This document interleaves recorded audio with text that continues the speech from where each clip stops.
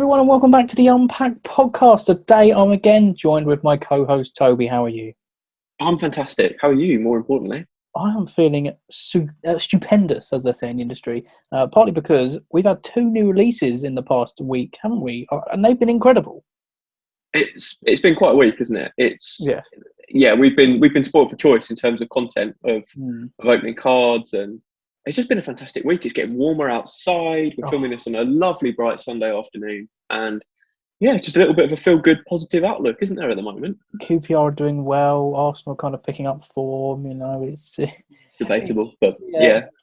It's a good time of year. Anyway, so the 2 collections we have been given, well, not been given, but been released on the 18th of February was Attax Extra, which, if you're watching the YouTube video, I'm holding right now, the binder, which is fantastic collection, and we'll get onto that in more detail in a minute. And of course, Toby is holding up the Euro 2020 Adrenalyn XL 2021 Kickoff Edition binder. So we're going to talk through each of them. We'll start with Attax, shall we? Yeah, let's start with Attax. Yeah, and then we'll move on to the Euro set. So both of them, by the way, before we get to this, are superb. And of course, while you're hesitating what to do right now, smash the like button on this YouTube video, and of course follow the playlist on whatever podcast software you're using to watch / listen to our us chatting. So Toby, take it away, I suppose.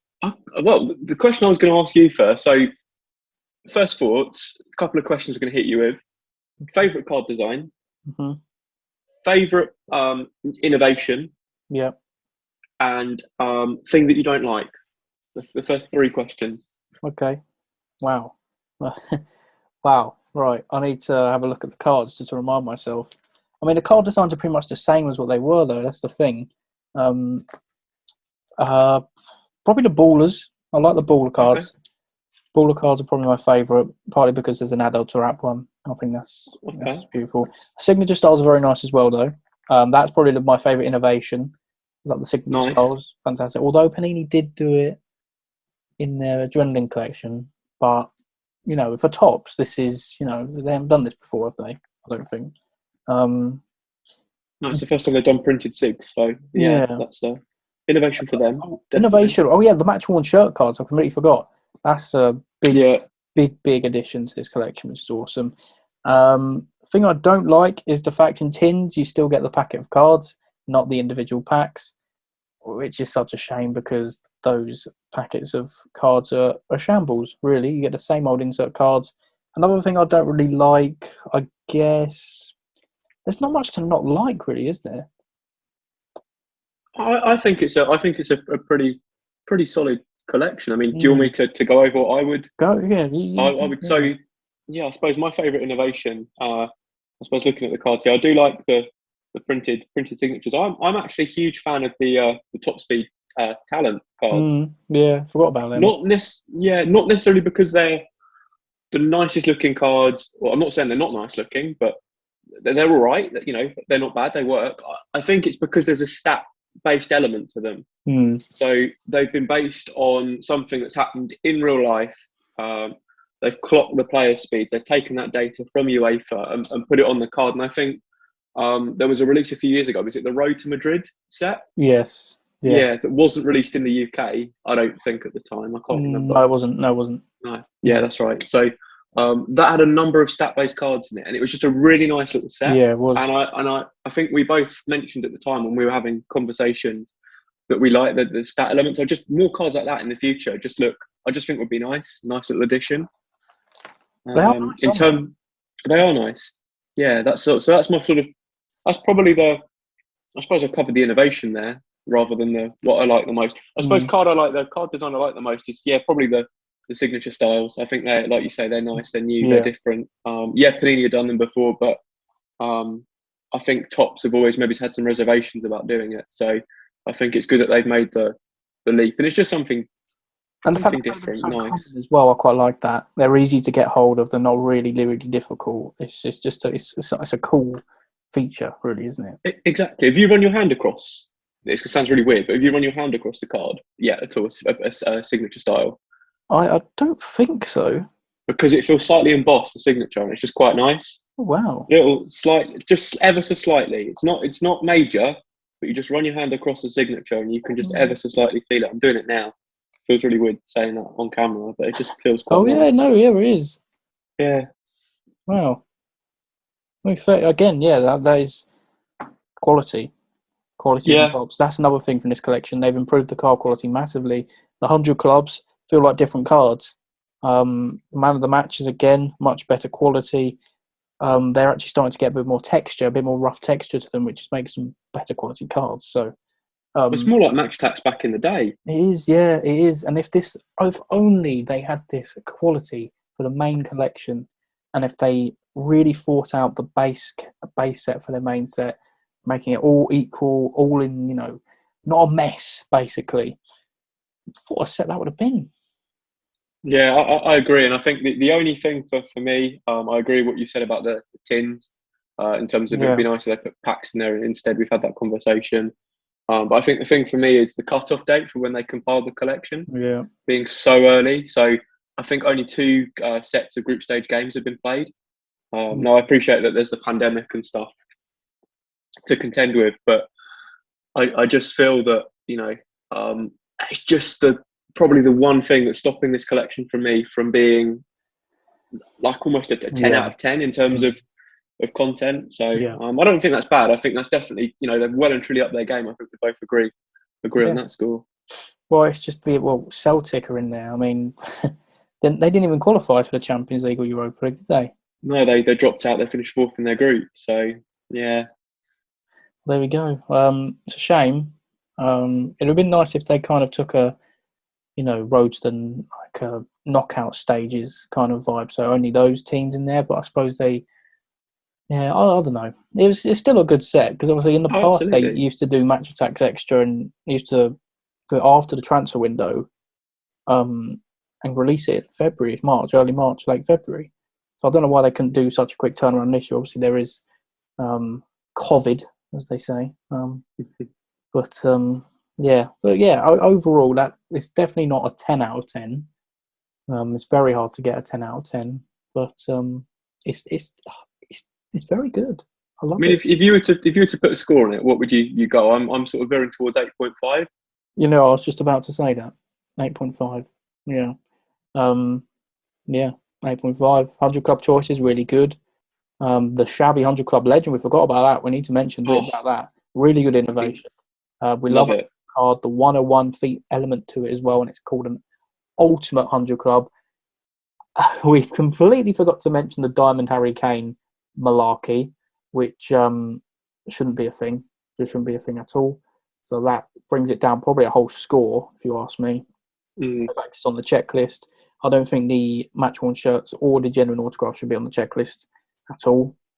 Agree. That's a big, big shame because, if you go to the back of your Match Tax binder and where you put your limited editions, have you left a gap for the Harry Kane Diamond? No, I haven't. Yeah. I if I get it, which is, I will try and chase it. I will try and find one. But it will go on the back page, or probably even in a top loader soft sleeve. Yeah. Outside of the binder, I haven't left because they put it on the checklist, tickable, and there's only 100 of them, and they're 1 in 500 tins. Yeah, that's wrong. That is wrong. That's abysmal. So I'm showing it on the screen now. You probably have to put the blue one there and then move the Suarez's along. But if you're following the checklist by the law, you want to say. Yeah, it's just they should have put it at the bottom below the Greenwood without a tick box if they were going to do what they've done. But yeah, I haven't seen anyone pull one yet either at the time of filming. I've been looking on eBay as well the past couple of days to see if one's cropped up. But remember, there's only 100 of them. They're 1 in 570 tins, so it's not going to happen. No one is going to pack one. It's mental. It is mental. It's strange. But there we go.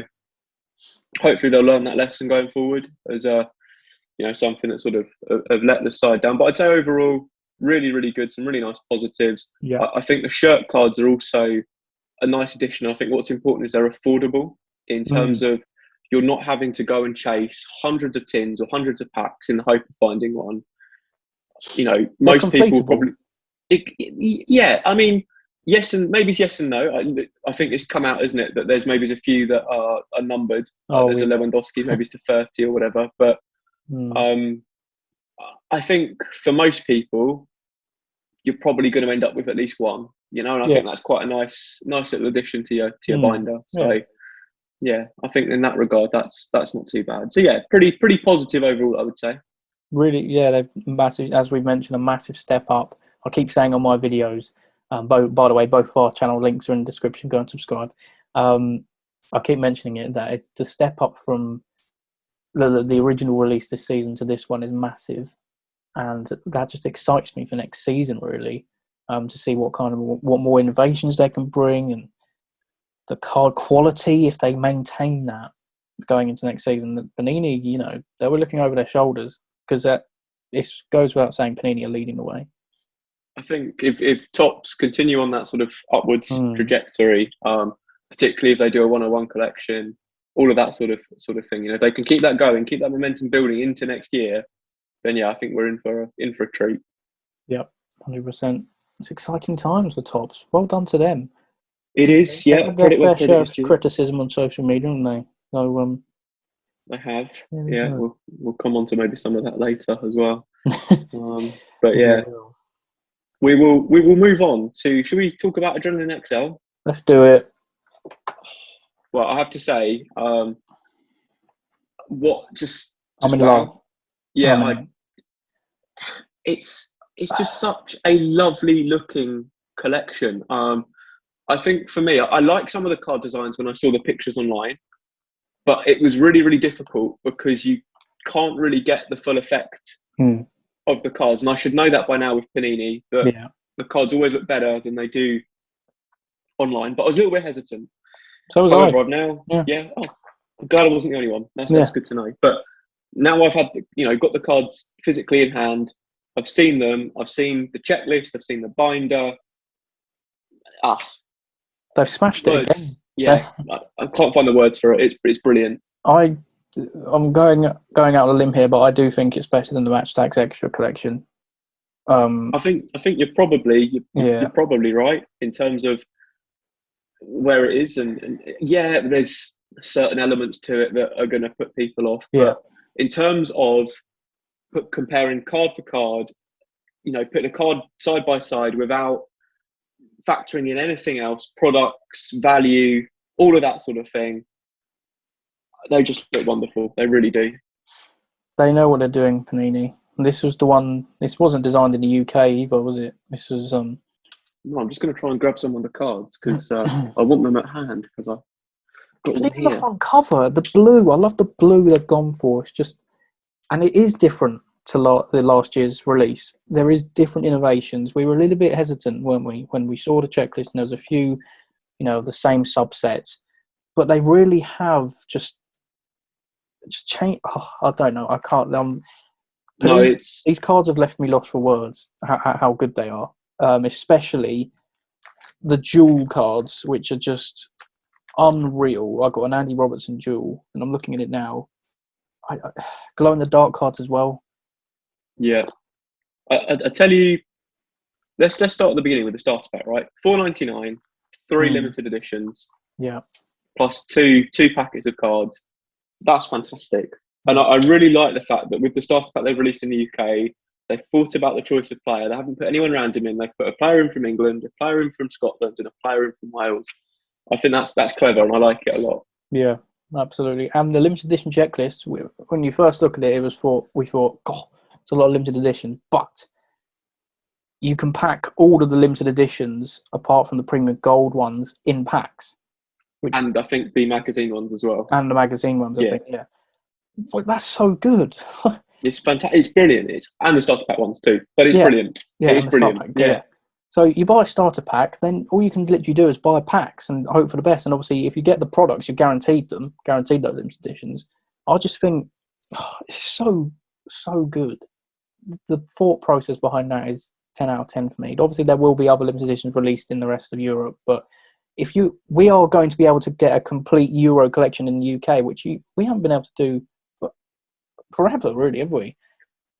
I think that we've been treated on a par Do you know what I mean? With the rest of you, in terms of limited edition number of limited edition cards, the products, we haven't just been treated as an afterthought, and I think that probably shows as well the market growth of Panini over the last 18 months since they gained the Premier League license. In terms of they've got a more established presence now, so obviously mainland Europe Panini have sort of gone, actually the UK market now is something that we can invest in more with some of our releases for national tournaments like this, where maybe the cards previously didn't sell so well. I think they probably now feel that actually there's a real platform for them to sell well, and I think this will sell well. I think it's a fantastic product. Yes, it's £1.80 per pack, which, you know, it's obviously not ideal, but it has to align the price of the rest of Europe. Otherwise, what's stopping me from going or ordering from Germany 10 million boxes because it's cheaper from there? You know, it's just, that's not how it works. It has to align with the exchange rate, etc. It's all complicated, but it all does make sense, and the pricing is justified. Plus, inside the packs, it's 8 cards, and usually a minimum of 2. Well, there is a minimum of 2 insert cards per pack, plus quite often free, which is just fantastic, really. Yeah, and I think the other thing is that I know that you found when you've opened your packs is the lack of duplication. Yes. Which is really important, you know, really important, because obviously with an expensive set, you don't want, or a set where the card's a little bit pricier than normal, shall we say, you don't want to be opening packs where you get duplicate after only opening maybe 10 packs. You're already starting to get swaps. I know you haven't found that, and I think that's really got to be praised by Panini. I've opened about 30 packs in total, so 240 cards. Quick maths. That's how many swaps I've got. That's it. Not bad at all. There's not many. Well, there's a few special cards in there, but in the binder itself, I've completed 2 teams, and I'm close to completing another 2 or 3. Obviously, the base set's quite smaller than the amount of special cards you get, so it's, you know, you're going to get quite a few base card swaps eventually when you're hunting for those special cards. But it's a good set to maybe buy 2 boxes with in bulk, which you probably get on eBay for 120, 30. Or if you want to go to Soul Collectibles, you just get code GBW10, you'll get 10% off your order. And good then you can plug.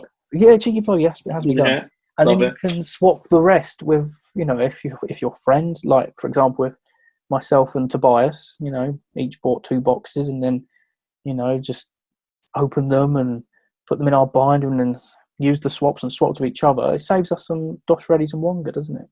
So. It does, and it's.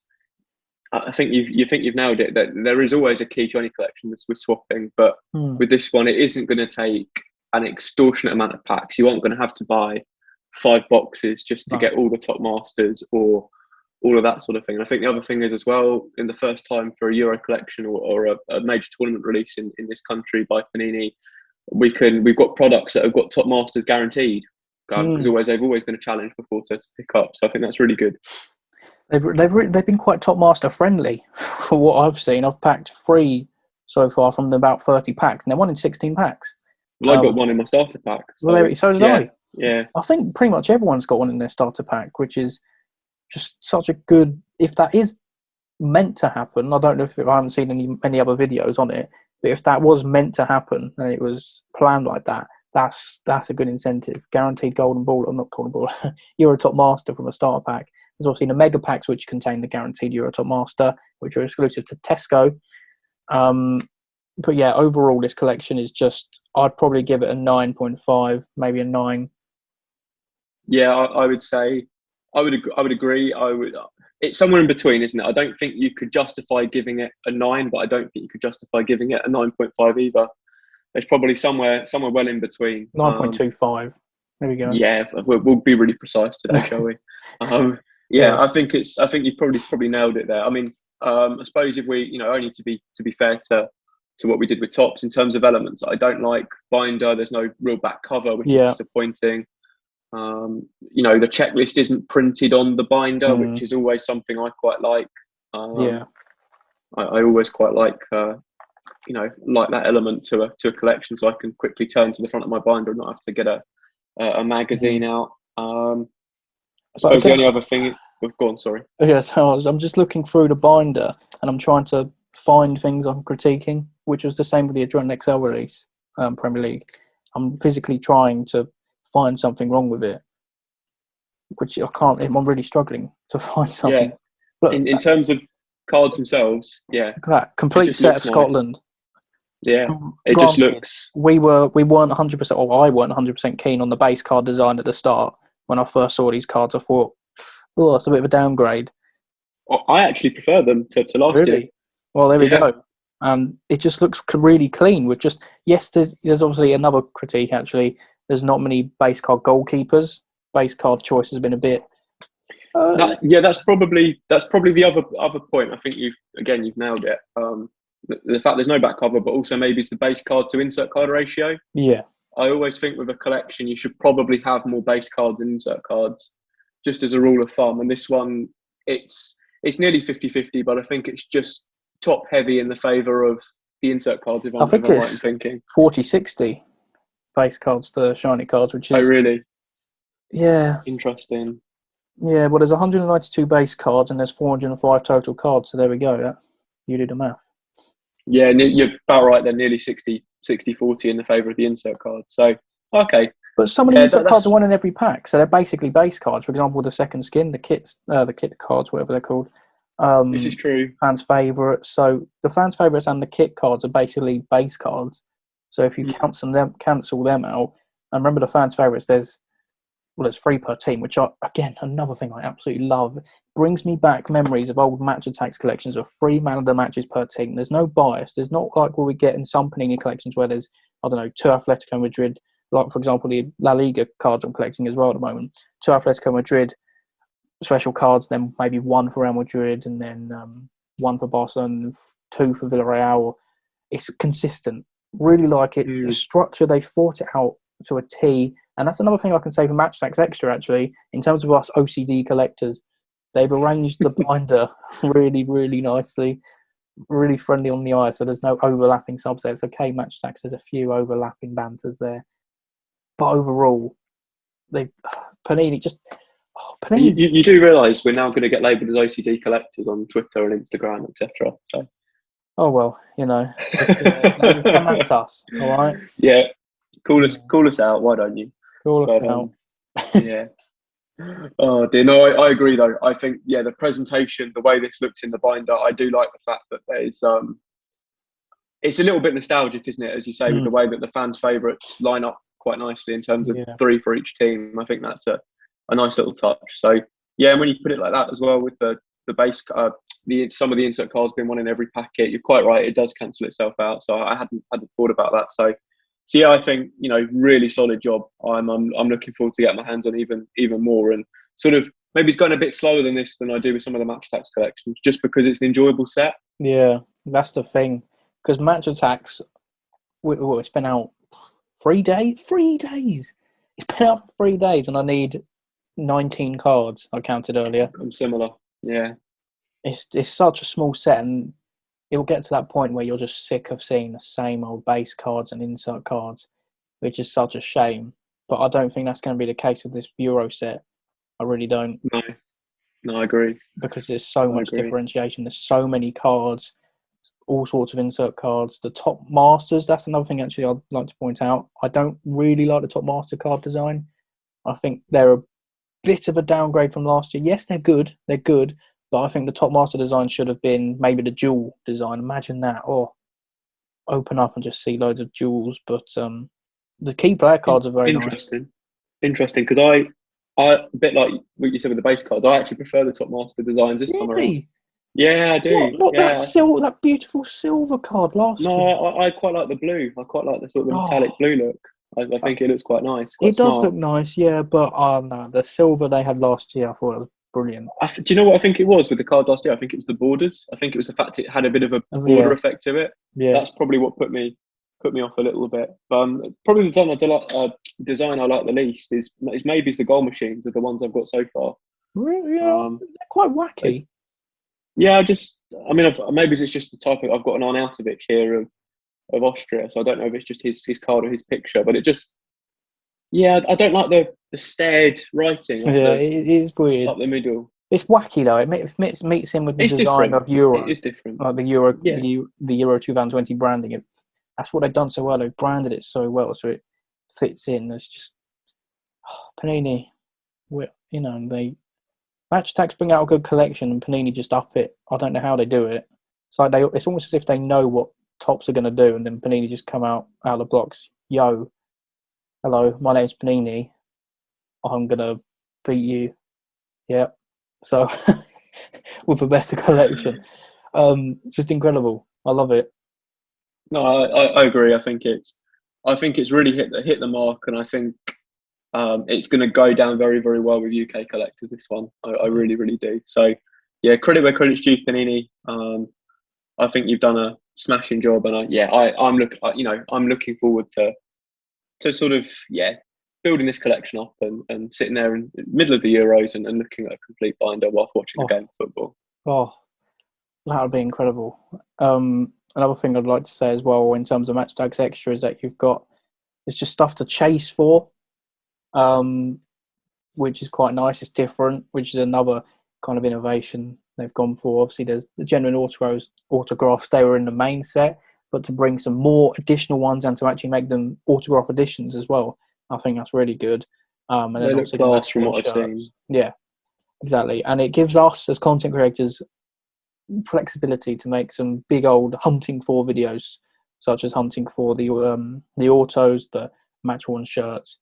It's very, very exciting, I must say. So it is, and I think we've got to thank both card companies for producing two pretty amazing sets, really. And I think if anyone can afford to do both, I would strongly recommend 100%.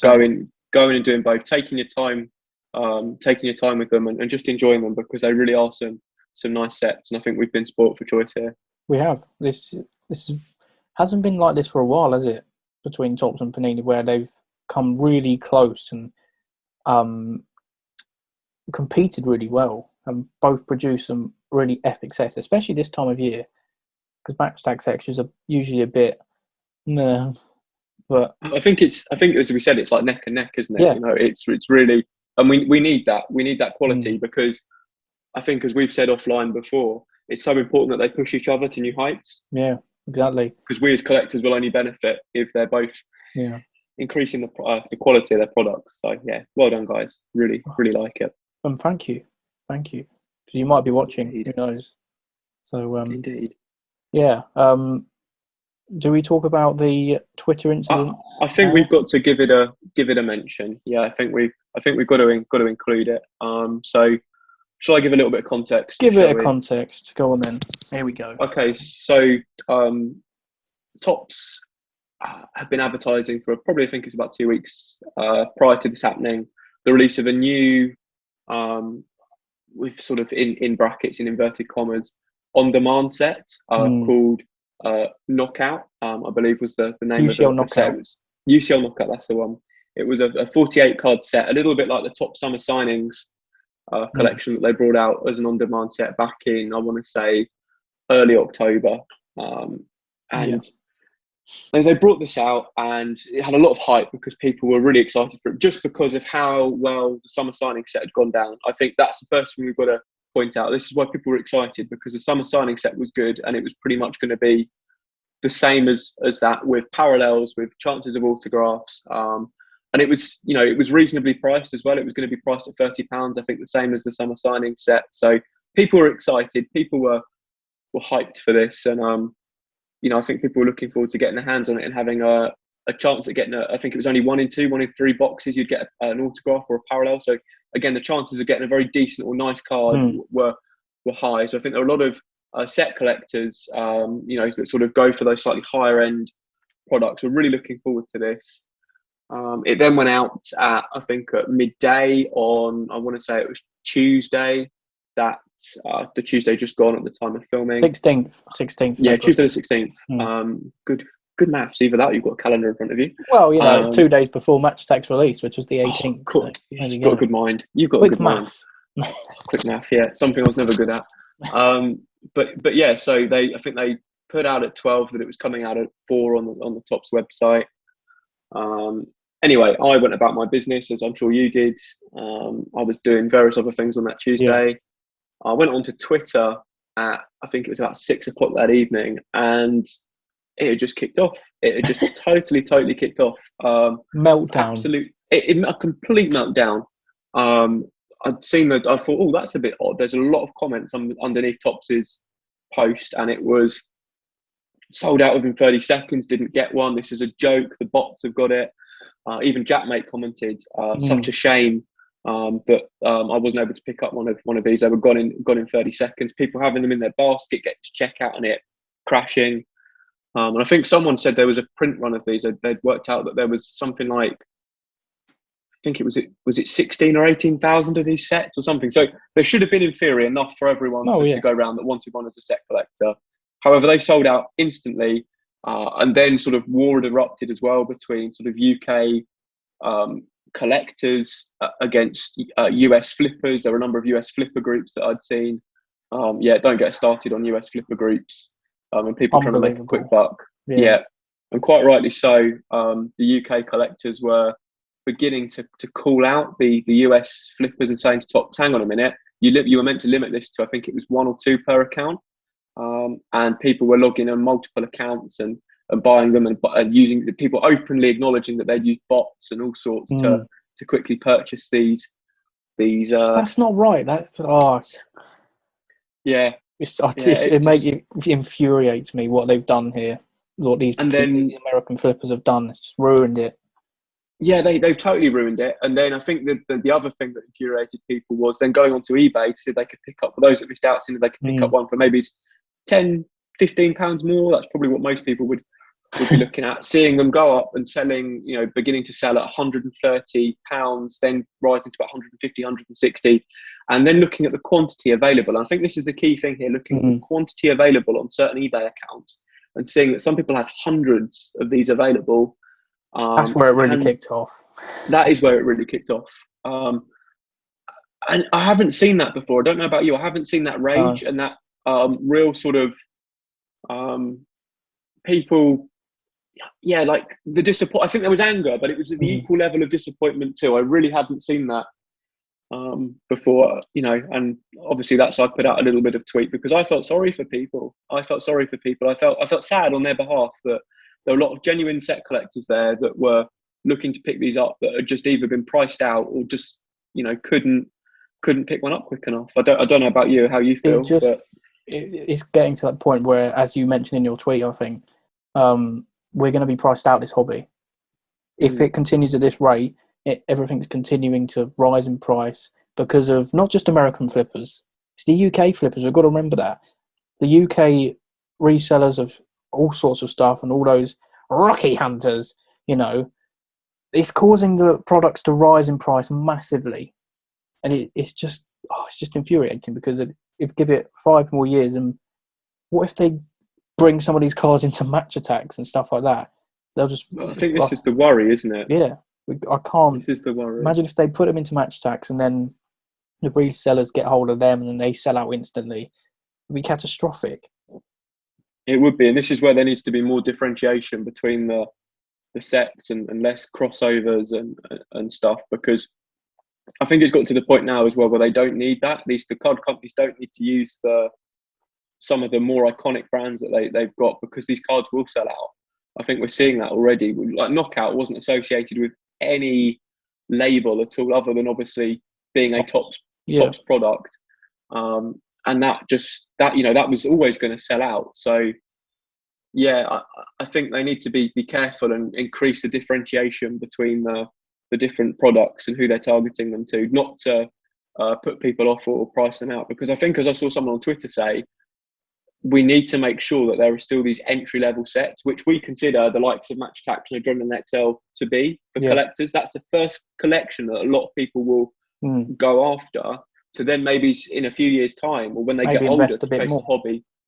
Chase some of the hobby releases. So I think the card companies have got to be careful. And we've used an example there of Topps. There's another really interesting one coming up with Panini America. I don't know if you've seen this, where they're using a Dutch auction style for Prism. No, I haven't seen that. So they're doing again, I'm not clued up enough about Prism to talk about this in a real level of detail. But again, something I'd seen online was that the Prism set had some kind of initial release. I don't know what that means. I saw Andy Roddy. I think that's where I saw it from too. Tweeted it. Football Cards and Stickers, of course, legend. Yeah, where the price will drop until it sells out of the product. And he tweeted that he picked one up for last season's one for $150 or something like that. Yeah, and that's just last season. And they're starting the auction off for those. I think it was $1,000 and something for the price to drop for a box. So yeah, you just worry about where it's heading. And I think the eBay anger was there, but I think the thing that really needs addressing is these is the breakers and the flippers, because even on Twitter you could see they had one guy was like, I have no interest in these cards. I'm just literally buying them to sell on again, to make money, to fund a house, to fund a mortgage, or whatever they buy in America. All very well. Yeah, I understand people in life need to make money. We live in sort of a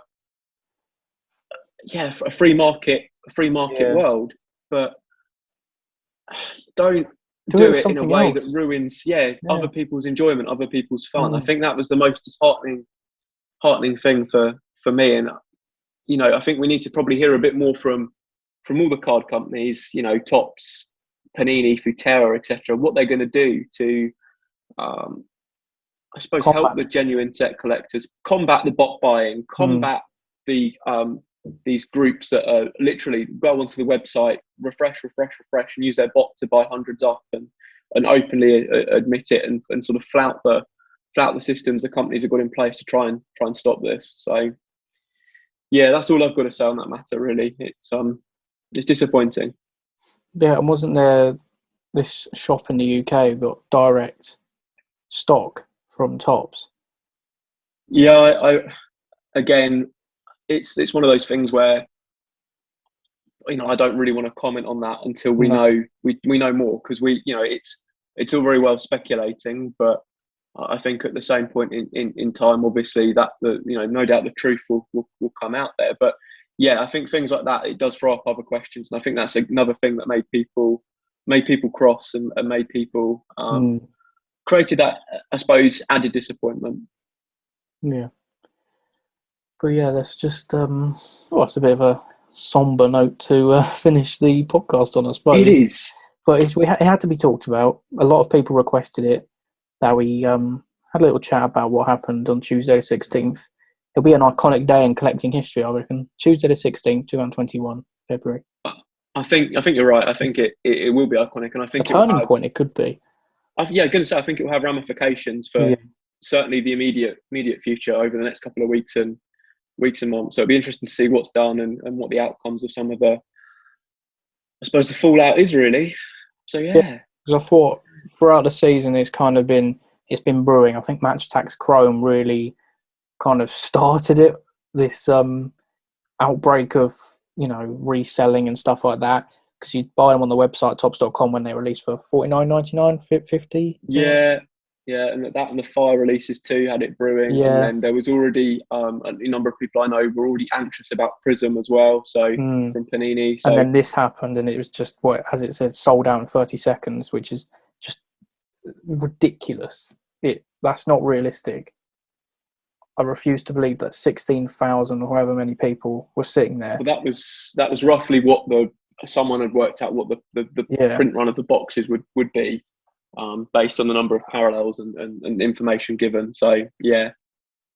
There we go. I'm sure this has been a wake-up call, especially for Topps, when it comes to their hobby releases, their premium sets, and hopefully they change it and combat the resellers and stuff like that and make it enjoyable again for us collectors,